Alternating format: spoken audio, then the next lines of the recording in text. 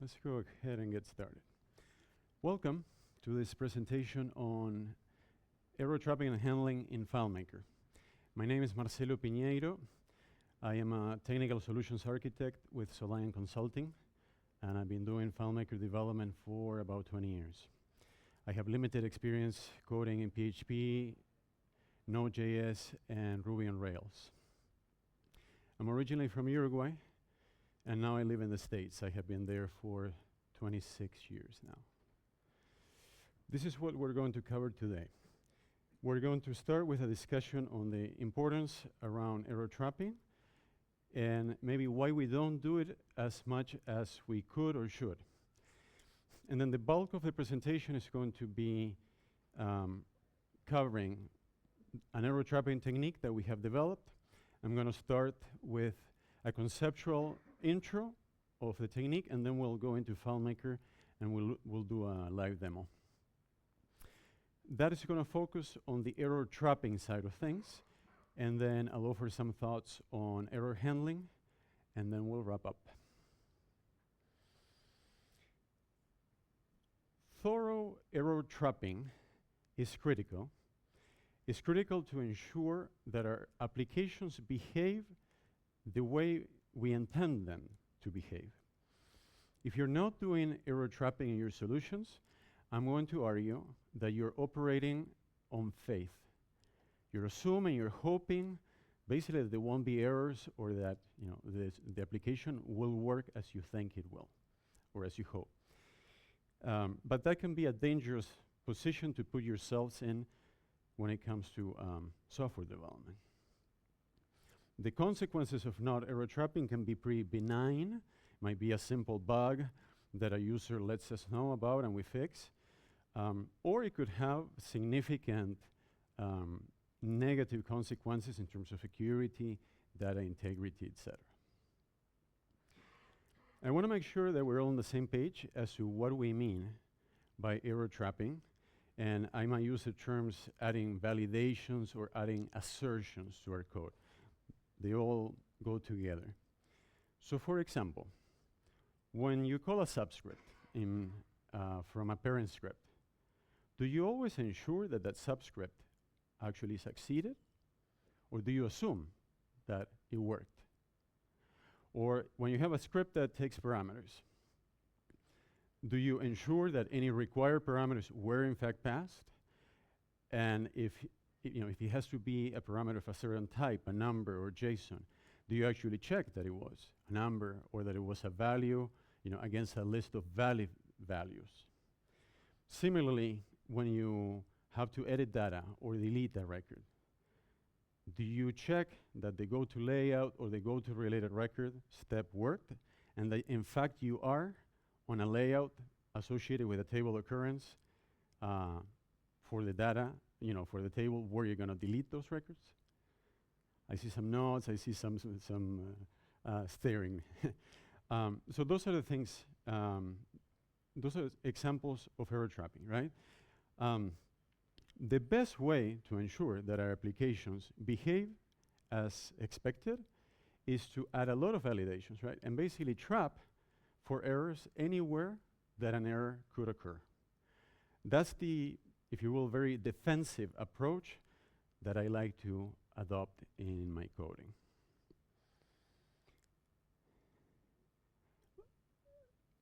I think most developers would say, yeah, error trapping is important, but maybe we don't do as much of it as we could do. Why is that? I think there might be this conception that if we're going to do error trapping, it's going to add so much more work, it's going to delay a project.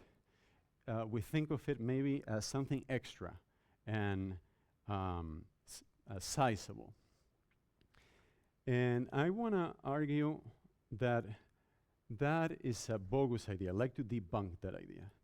I like to suggest that error trapping should be a habit that we develop. It should come as second nature to us in our code. I never include error trapping as a separate line item in any estimate for a project. I assume we're going to do thorough error trapping and handling. I actually would like to argue that error trapping can save time. And we'll come back to this idea maybe with some specifics. For that to be the case, for us to be able to develop a habit of error trapping and for it to save time, I think we need an efficient and systematic way of doing error trapping. We need the right tool to do that. That's where this technique that we are going to talk about comes in. We call this technique clue. I want to highlight now two main benefits of the technique. One is that it gives us a quick and easy way of adding validation, assertions, error trapping to our code with minimal added code. The other benefit is that this technique automatically generates an error trace of the script stack trace. And we'll look at examples of this, but it'll give us a picture of what was happening when an error occurred in the form of a JSON object that we'll look at in a moment. Why do we call it clue, spelled like that with a W? My colleague Anders Monsen coined the term. It's a pun on the word clue, spelled C-L-U-E, and on the board game of the same name, or I think in some countries it's called Cluedo. There are actually a number of acceptions to clue. One of them is so clue is an old term, excuse me, for a ball of yarn. So figuratively, we can think of our application of a chain of scripts as a ball of yarn, and clue, this technique, is going to help us untie that ball of yarn and give us a clue into what was happening when an error was encountered. It's implemented as a library of custom functions. If you want to use this technique, all you have to do is import some custom functions. There is no schema that you have to add or scripts that you have to add to your solution. And in terms of the minimum version of FileMaker that supports it, I think it goes all the way back to when the JSON functions were introduced. I think that was 16. Since then, I've been making use of functions like getLastErrorDetail that were released later. But if your version of FileMaker doesn't support those newer functions, the technique handles that fine. I want to clarify what clue is not. So if you decide to use clue, you're not buying into any kind of framework. It's a self-contained technique to do just that, error trapping. It doesn't care about how you pass parameters into your script, how you exit your scripts. It's independent of how you choose to display messages to users. If you do any login, send notifications, it doesn't care about that. So it doesn't prescribe how you actually handle the errors. And it has local scope to the scripts in which you're using the custom functions. There isn't any kind of cleanup, like having set global variables that then have to be cleaned up. There isn't anything like that. It's pretty lightweight. I want to give you just a little bit more background on the technique, and then we'll jump into the live demo. We started working on Clue in 2020. At the time, I was working on a project with a developer by the name of Cass McLemore, and he showed me then how he was using the single pass loop construct. If you haven't heard of this construct in FileMaker, we'll cover it in a moment. And how he was capturing errors in the form of a JSON object. And he had a few custom functions to handle that. That's when there was a click in my head, and I realized that I could be doing error trapping in FileMaker like I was doing at the time. I think it was in Ruby on Rails. And it's been fantastic. That's how I've been doing it since then. I also want to give credit to Ken Worthley, who was part of that project too. And he was also part of the development of the initial version of Clue. Since then, we've used it in a number of production applications. It's benefited from the feedback of many of my Solian colleagues, which I want to thank also. And I think we can say now it's a battle-tested, it's a proven technique. We've used it in a number of applications over the last few years. It's gone through different iterations, but the essence has been there since the beginning.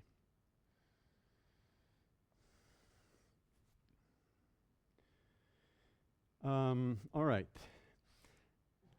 So this is open source. You can get it from GitHub. It's a FileMaker file that contains the custom functions and some sample scripts that we're going to look at in a moment.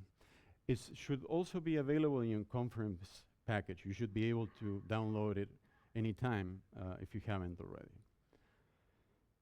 All right.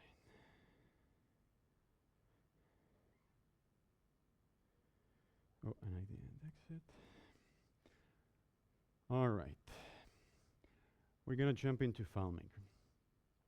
In order to explain clue, I need to explain, well, for those of you that are not familiar with the single pass loop construct, I'm going to take a moment to explain that, and then we'll jump into clue proper. Single pass loop. This loop here that has this exit loop if true at the end of the loop, that's what we call a single pass loop. Really, it isn't a loop. It's because at the end of the first iteration, it's going to exit no matter what. This concept is similar, conceptually, to what in many programming languages is called a try block. What I'm showing on the screen is an extract of JavaScript code. We don't need to understand the specifics of what's happening here. I just want to point out to you, I wanted to provide a visual. This is a try block. Okay? A try block is a block of code within which we're going to execute some logic. Okay? If there is any error while trying to execute that logic, the program is going to throw, that's the term that is used, throw an error or an exception. Okay? And that error or exception is going to be caught, okay, that's the term used, in this other block, the catch block. So a try and a catch block go hand in hand. Going back to, so I just wanted to show you basically that this is a very common pattern in programming languages. Back in FileMaker, after a single pass loop, this simple if block here is acting like a pseudo catch block. This is where we're going to handle any errors. Okay? So one of the reasons why people use a single pass loop in FileMaker is that it helps us write drier code. Dry as in don't repeat yourself. To illustrate this point, I'm going to show you this script. On this one I can zoom, maybe that's too much. The point that I want to make in the script is that after performing an action, we're testing to see if there was an error. And then we have an if block. And within the if block, we're going to do things kind of like maintenance thing, and then exit the script. It's like, maybe we have to go back to the original layout. We display a dialog to the user. We call a logger script. Yeah? And then when you look at this if script, if block, further down here, and this other one, they are doing similar things. Was there an error? If there was an error, maybe we do the same thing again. Go to the original layout. If we open a window, close a window, eventually exit the script. There's a lot of repetition. With the single pass loop construct, whenever there is an error, we can very quickly exit just by having one of these exit loop if steps. Okay? And then whatever there is to do to handle that error, or maintenance, if you will, or I should say cleanup is a better term than maintenance. We do it in only one place. We're not repeating ourselves. And so here, inside the if block, is where we would display a message to the user, do any logging, go back to an original layout, etc., and then exit the script. Does that concept make sense of a single pass loop? in addition, I guess I alluded to it, but I want to make it explicit. One of the other main benefits of the single pass loop is that we can very easily, we can exit at any point immediately, and we always end up in that catch block. Where does clue come in? Clue leverages the single pass loop construct, and it allows us to perform validations and throw an error, okay, and then exit the loop right away. So for instance, at the beginning of the presentation, I use as an example validating that the parameters passed into a script are what we expect. That is important. I always do that with every script that takes parameters. Let's use that as an example to demonstrate how clue works. So I'm going to add an exit loop if statement, and I'm going to call one of the throw functions. This is a custom function in the clue library, arrow.throwIf. This one in particular takes 3 parameters, a condition, an error code, and what we call a hint.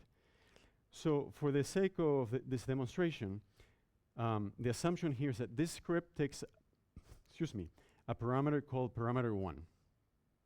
And let's say that should be a positive number, or 0, okay? So I'm going to write here for the condition that param1, if param1 is less than 0, that's an error. So that would evaluate to true. The custom function is going to evaluate to true. It's also going to throw an error, which I'll demonstrate in a moment, and we're going to exit the loop right away. Let me complete writing the custom function. For an error code, I'm going to use a custom error code. I'm referencing a constant custom function. We call them constant custom functions because we're using custom functions for constant things like error codes.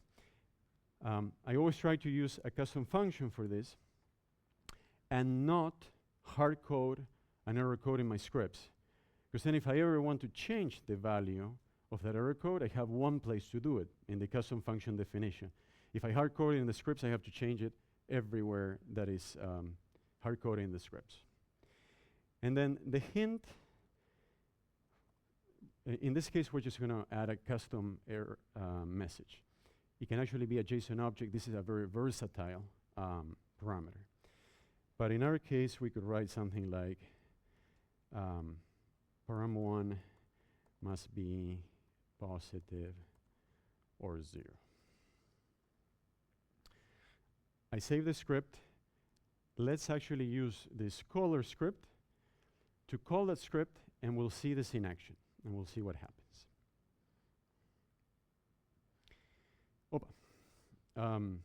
I just put together there a parameter that we are passing into, now we're in our demo script. I'm using this utility function. This is optional. I like using it. It automatically creates local variables for the properties in the JSON object, passes a parameter into the script. It's very handy. Some people prefer to set those variables explicitly, and if that's your preference, that's totally fine. This is an optional function that I'm using here. It's not part of the clue, the core set of functions. All right, so now we are, notice what happens when I execute this next step. We just have this one variable in our script, this one local variable set in this script. I'm going to step through that step. So a few things happen here. This condition was evaluated. The parameter that we passed was -1, right? So this the validation failed.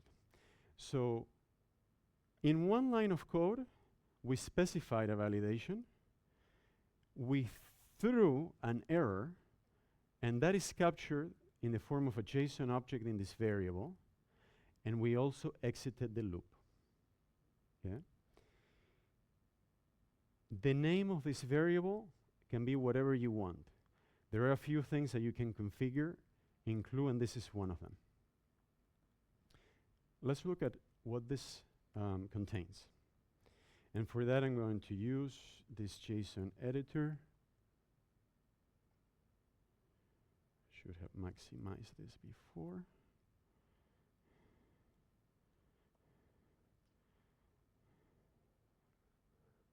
Okay, hopefully you can read that okay. So it is a JSON object that has two top-level properties: direction of trace and an arrow trace, which is an array. We'll come back to this. Let's not worry about this for now. What I want to draw your attention to is the element. It has one element, and is an object that, for the error code, is that invalid parameter that we pass to it. This is a custom error code. It's actually string. The description is just the English description of this code. And the hint is that message that we passed into the function. Okay?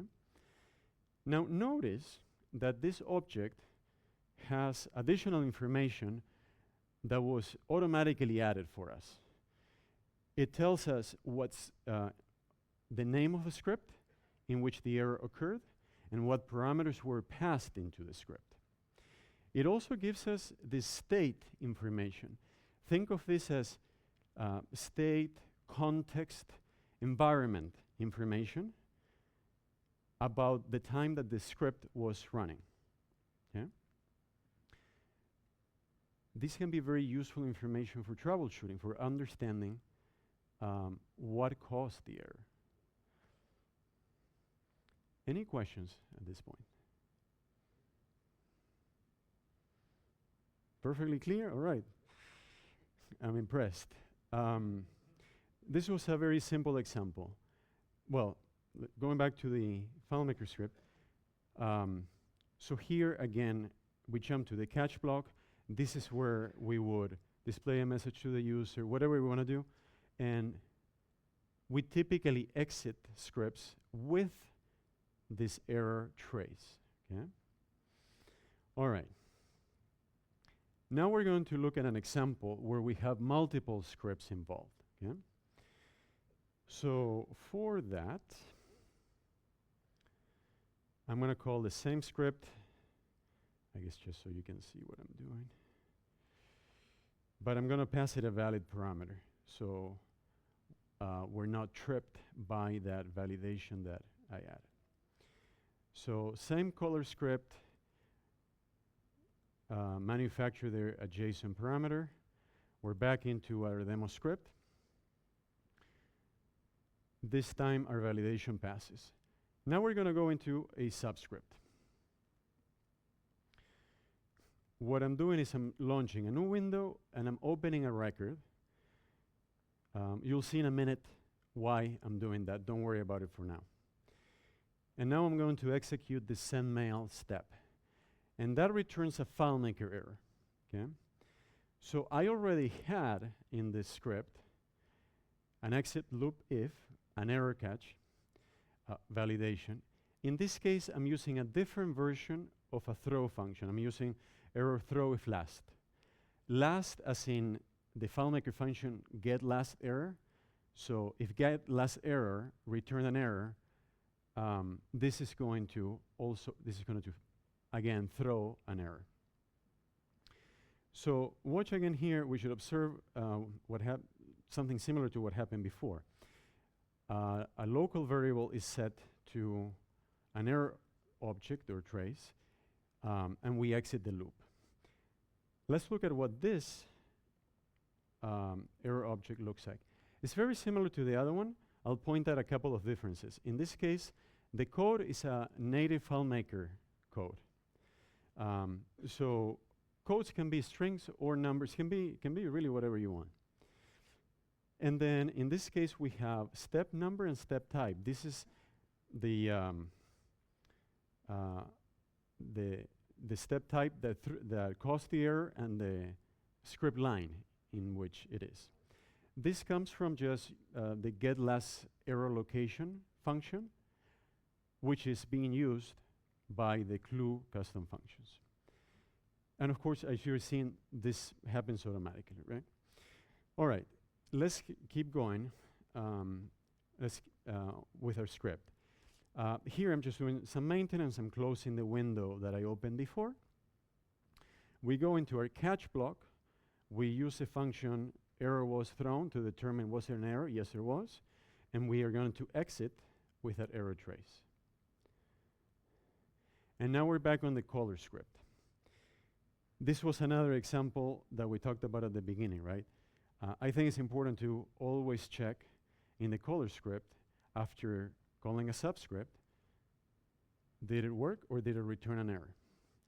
And using the clue technique, we have two main ways of doing that. One of the approaches is to say, well, if the subscript return an error, we can handle it. We're just going to throw it up the script chain.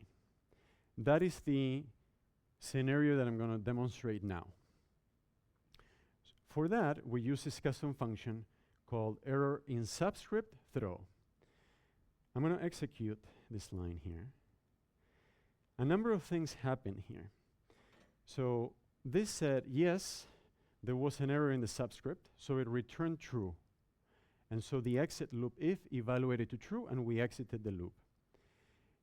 It also captured the error returned by the subscript, and it automatically added an element to the trace that represents this caller script. So let's actually look at that. I'm going to get rid of this older JSON structure here. This is what we have now in an error in our error variable. We have two elements now in our error trace. The last one is the same as this one, because it was thrown by the same script. And what error in subscript throw did for us was it automatically added this element so that our error trace is a representation of what our script stack was when the error occurred. And we're capturing, of course, the names of the scripts, the parameters that were passed into each, if any, and then notice the state information. The reason why I opened that window, went to another layout, opened a record, was simply to demonstrate that, for example, record open count, there was one open record in the subscript, but there weren't any in the caller script. And in the subscript, we were in this context, in this layout, whereas in the caller script, we were in this other layout. So this is a contrived example, right? But imagine the more complex your solution is, the more scripts you have in a script chain, the more useful I think this becomes. And I always log these traces, right? So typically, at the end of a script, I'm not showing it here, but I would call a logger that writes the trace to a log table. When I think of the value of this trace, I always think of this one project. It was an integration with an API. The API returned a massive JSON structure that we had to parse into many records in different FileMaker tables. We had to upload files to S3. Lots of things could go wrong. We added lots of those exit loop if steps, lots of error traps, and we used this technique, and we logged the error traces. This actually happened on an nightly routine. And I was able to figure out what every single error that happened in that application after we deployed was just looking at the trace, because I had there all of the information that I needed at my fingertips. It saved a lot of time, because for me to have had to have replicated the conditions that I needed to replicate in the API vendor software, then stepped through the scripts in FileMaker that were doing all the parsing to eventually figure out what exactly was causing the error, would have been very time consuming. Yes, Questions? please. First, I mean, that's amazing. No, no, no wonder about that. You said something that just threw me off a bit. You said your logic of taking the master script into the error trace is to represent the stack call or the stack text. I was wondering, why are you doing it the other way around? Good question. By other, okay, so the question was, we added an element to the trace to represent the color script, and the question is, why are we doing it the other way around? Yes, I think by first but not last. okay, and I'm glad you asked that. We all think differently about this. Some people like to see it the way you're suggesting, and some people prefer to see it this way. I think Python does it this way. JavaScript does it the way you're describing. FileMaker does it the other way. So you can have it either the way you want. That's one of the things you can configure.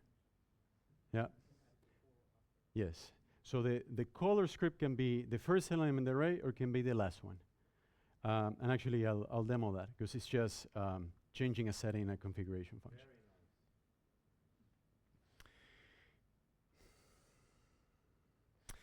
nice. So that's a good segue. Let's actually finish stepping through this script, and we'll look at the custom functions. And I'm afraid this is going to be a little small too. That's going to be too small, but let me see if I can try to zoom in on this. I'll zoom in a moment. Let me just say quick, all of these are just constant functions, okay? They aren't part of the core of Clue. These ones are JSON functions. Let me see if I can. Hopefully that helps a bit. These are JSON functions. They are utility functions used by the Clue functions. Again, not part of the core functions. And then we have also some private functions. These are functions that we never use. They are only called by other Clue functions. So, and here's our configuration function. So let's actually go into it. You'll find a lot of documentation in every function. You can expect a documentation header like what you're seeing here in every function. Well, you have the history that won't be relevant to you. But a purpose, what it returns, any errors that it might return, and then notes about it. And in this case, we're just building a variable in a let function that we're setting to a JSON object. And the properties of the JSON object are the things that you can configure, like the error trace order. So this is by default set to color script first. We can change that to last. We can, let me just go ahead and do this. Let's namespace the error variable. We call it clue.error. And we could make other changes too, like say we don't want to include that description property. Let's turn that to false. We could do the same even with the parameters. If for some reason you don't want to include the parameters, I can change that. And here's what I was talking about, that state. You can set that to whatever you want. I was using, as an example, number of records open. But you can set this to whatever will be applicable in your solution. Okay? Most of the custom functions, the implementation is actually pretty straightforward. Not that you need to understand the implementation to use the library, but if you want to look at the functions, it's only 2 or 3 that are more elaborate. Most of them are pretty straightforward. I'm going to go ahead and save those changes. And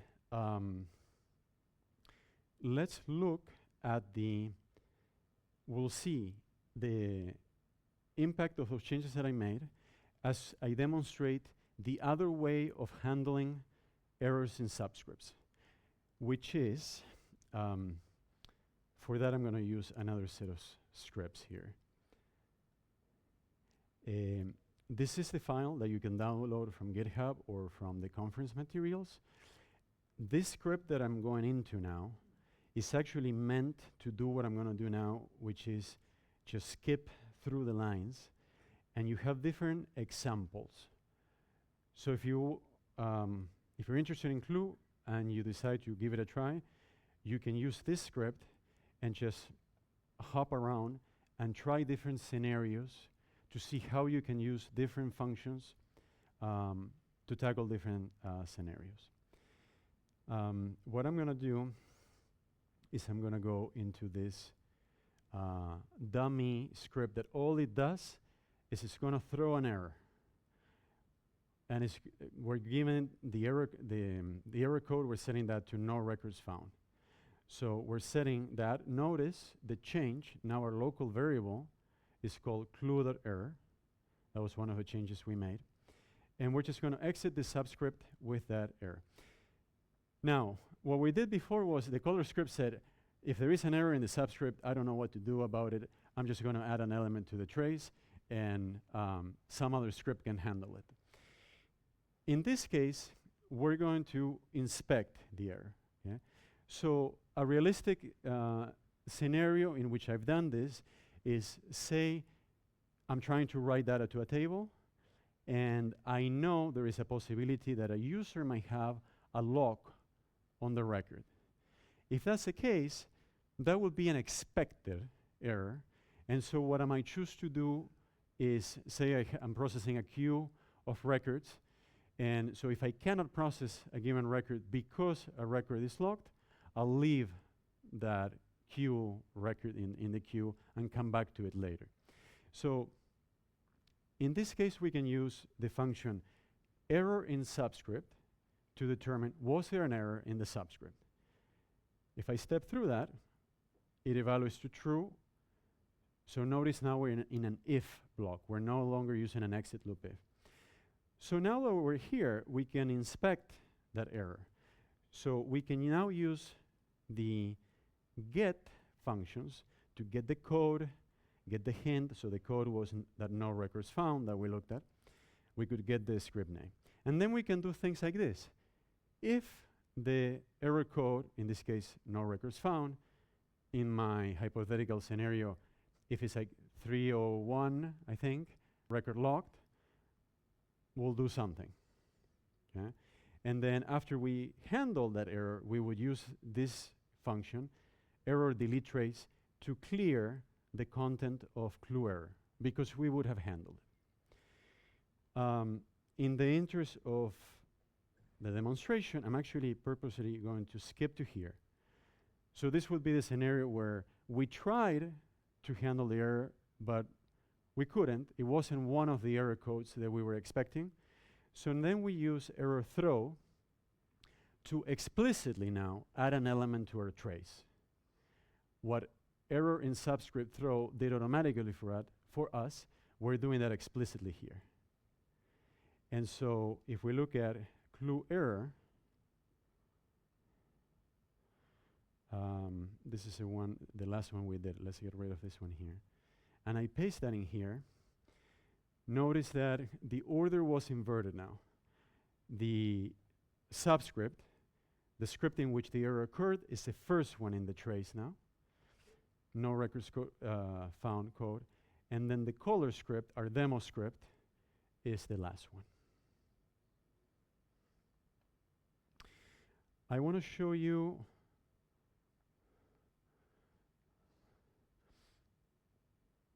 can you see that okay from the back? Yeah, thank you. This is what a script that we write using Clue might look like. We have our single pass loop that ends here in 53, and then we enter this catch block in 56. Notice that we're doing an exit loop if where we have a validation, we're trapping for errors after just about any step that could return an error. So after committing a record, we're trapping for an error. After opening a new window, we're trapping for an error. After performing a find, after creating a record, etc. That's a way that I would encourage you to code, to implement very thorough error trapping. And then in this case, you can see that if there is an error, we're displaying a message to the user, and for that, we're extracting the hint for the error. Let me take a step back and say, I apologize, we're looking at different custom functions here. This is an older version of the technique. We're in version 2.0. This is an older version. I hope this is not too confusing. The concept is the same. We're extracting that hint that we looked at before, and that's the message that we're going to display to the users. We are logging the error, and we're doing some maintenance. We had tried to open a window, and here we're going to close it if in fact that was open. And then we always exit with the error trace. Any other questions at this point? Yes. Yeah, might as well. Go ahead. How many times are you evaluating the JSONs? That JSON trace is only created if there is an error. But you're reading the settings from a JSON. Only from the configuration function, only if I need to generate the JSON object. So if you're thinking about the performance impact of this technique, when we use a function like arrow if last here, all that is happening there is we're checking, is get last error different than 0? So the impact on performance is negligible. When we were doing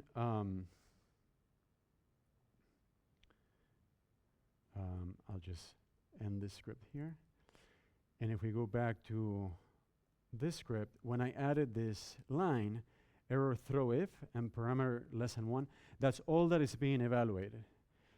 If that is false, if the parameter was positive, the script will move on. So it's a super simple, I guess the condition can be whatever you want it to be. Typically, they're pretty simple. It's only if that condition fails that then we're going to create a JSON object, okay?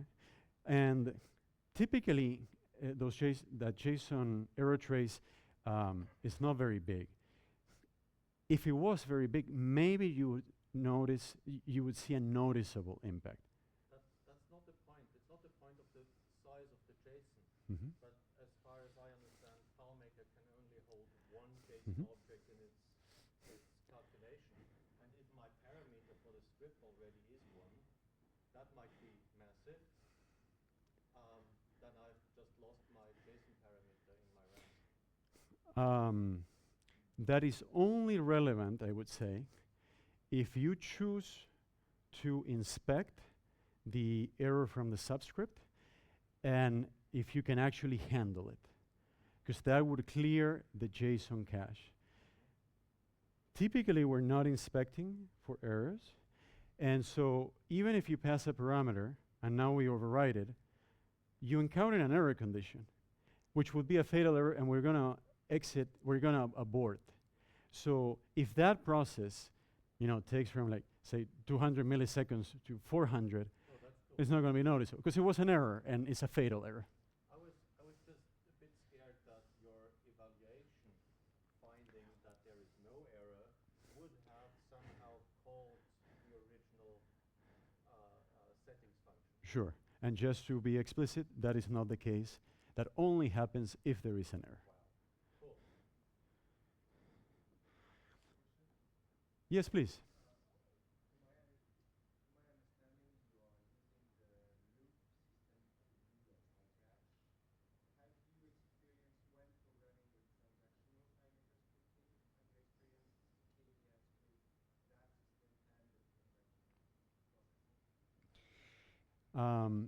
We do use Clue with FileMaker transactions. I wanted to cover it in the presentation, but I don't have time to cover that also in an hour presentation. I felt that to properly cover that, we would have to go into some level of detail. So let me say, it works very well. I also want to make it explicit, because some people think that, well, now that we have FileMaker transactions, why do you need Clue? They are very much different things. They're independent things. We can leverage FileMaker transactions inside Clue. And we do that, we're doing it in a couple of different ways now, doing an implicit revert and also an explicit revert.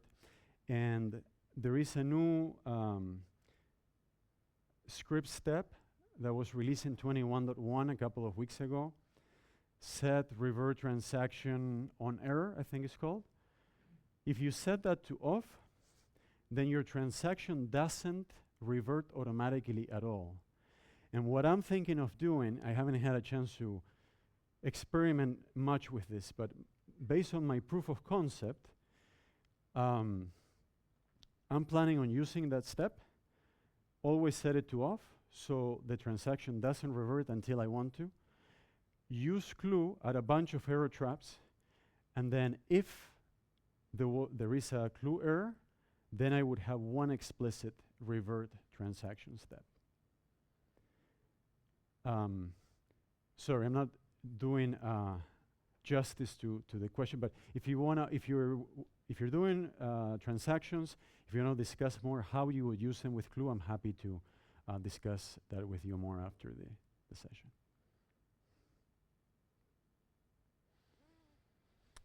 Let's see. Let's go back into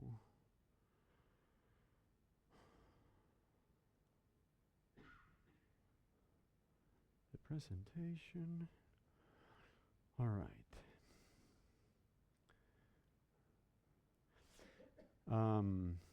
Just to show you, actually, to jump ahead, that was that question already covered that slide that I was planning on covering. Anyways, I want to highlight some benefits of the technique. One is the fact that very quickly, we type exit loop if, we choose one of the error throw functions, and we can add a validation that will an error trap. That's what gives us more robust code, right?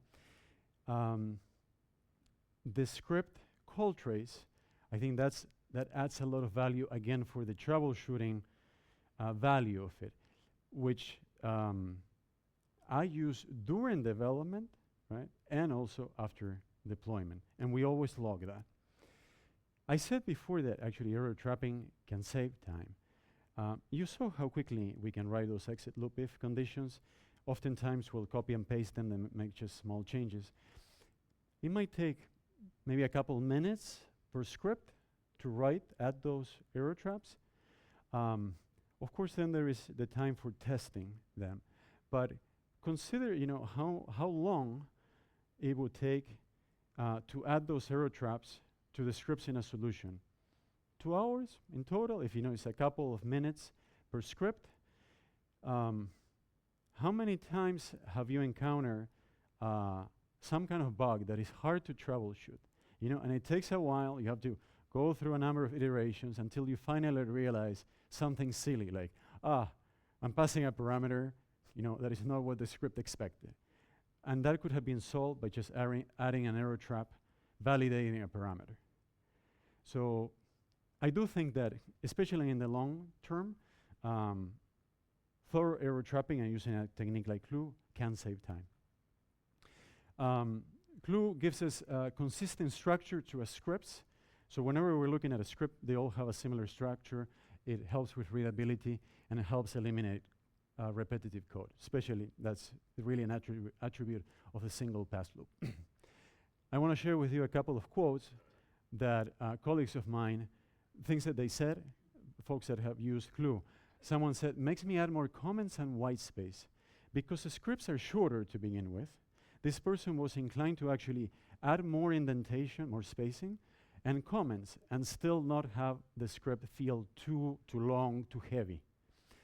And another comment was, it reduces the mental load of interpreting what a script does, especially months after having looked at that script. Hopefully you're getting that feeling too. So that was mostly error trapping that we handle, that we covered. Handling of errors, of course, will be specific to any one solution, right? I just want to mention a few things. I already touched on the fact that we log those error traces. In fact, one of the first things that I do in a solution, when I start working a solution, is I create a log table, and then I copy and paste a logger script. The logger script is very simple, takes a parameter and writes it to the table. And that's what I'm going to use to write my error trace. As of a few years now, I've been using, in order to display error messages to users, if we're going to do that in some kind of pop-up, I've been using a single display message script that lives in one file. It can be called from then scripts in other files. And I pass as a parameter what the title and the description of the error should be, and whether I want it to display as a custom dialog or as a card window. What I like about that is that from a user perspective, they have a consistent look. The way all errors are displayed have a consistent look and feel. From a developer perspective, what I like is that if I ever want to change any aspect of it, again, I only change it in one place, in that one script, the one layout that I use for the card window. And then having a notifier, a means to send notifications, I think completes that error handling approach nicely. It's nice to be able to email ourselves as the developers if an error occurs, so we know about it immediately, so we're not learning about it from a user, but rather we learn proactively. Those notifications may be sent to users, depending on the client, on the application. And what I like to do is I like to have my display message script and my notifier sort of back each other up. Meaning, if my logger fails for some reason to write to the log table, it calls the notifier. If the notifier fails to send a notification, which is probably the more likely scenario, it will use the logger to capture an error for that. So at least I have a record of it. We covered already transactions very quickly. And just to wrap up, if you want to try to use the technique, in that FileMaker file, like you saw, there are some demo scripts, there are template scripts to help you get started. I also want to show you both in the GitHub repo and in your conference package, you should have this diagram that is also to help people get started with Clue. Each rectangle here represents a custom function, and there is an explanation. They're kind of grouped, but which ones are the private functions, which ones are the utility functions, an explanation of each. And this is it's like a pseudo script that shows the use of a single pass loop and where in the script you would use what functions and for what purpose. Okay, and then keep wanting to do that. Oh, yeah. And then if you do try the technique and you have any questions, you're welcome to ping me. We're actually planning on releasing it as an add-on, hopefully soon, too. That's most of what I had to cover. We have a few more minutes if you have any other questions.